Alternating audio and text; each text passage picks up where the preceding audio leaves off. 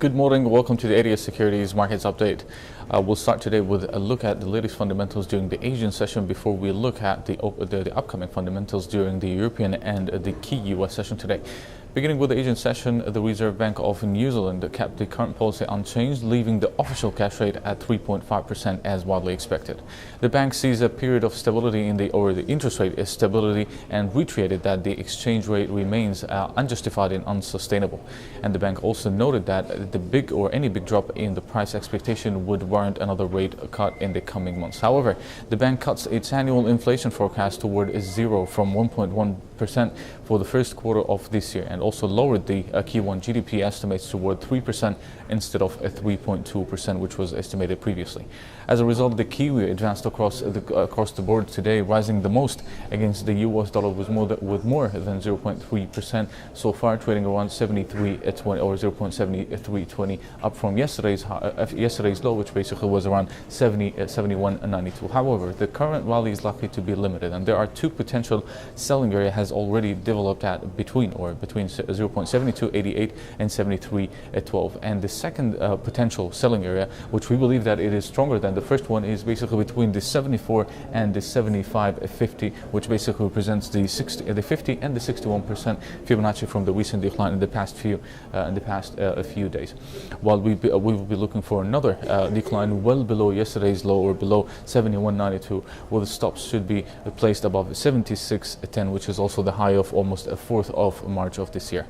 And as for in Australia, the jobs report came in much better than expected, or better than expected, for the month of February. The economy added more than 15,000 new jobs after losing 14,600 jobs in January, while the unemployment rate also ticked lower toward 6.3%, down from 6.4%, following another decline in the participation rate towards 64.6%, down from 64.7%. Another good news is that most of the new jobs were full-time jobs with more than 10,300, while the part-time jobs only added 5,300 jobs.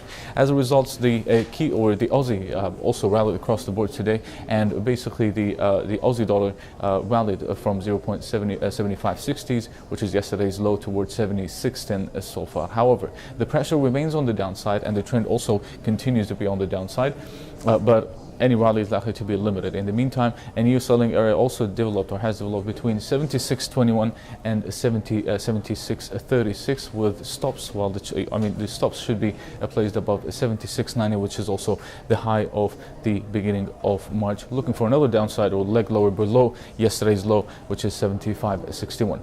As for the European session ahead, there are a few economic releases from the Eurozone and the UK, which may have a slight impact on the market, but eyes will be again on the inflation figures, especially from Germany and France, as we will be waiting for the final CPI figures from Germany. The estimates are to remain stable at 0.9%, while the French CPI is likely to rise by 0.6% in February after declining by 1% in January of last year.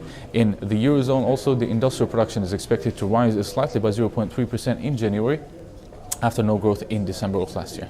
In the UK, or finally in the UK, the trade balance deficit is expected to decline slightly toward minus 9.7 billion in January, down from minus 10.2 billion in December. However, the trade deficit also disappointed many times in the past 6 months, so therefore a chance for another disappointment is highly possible this or today.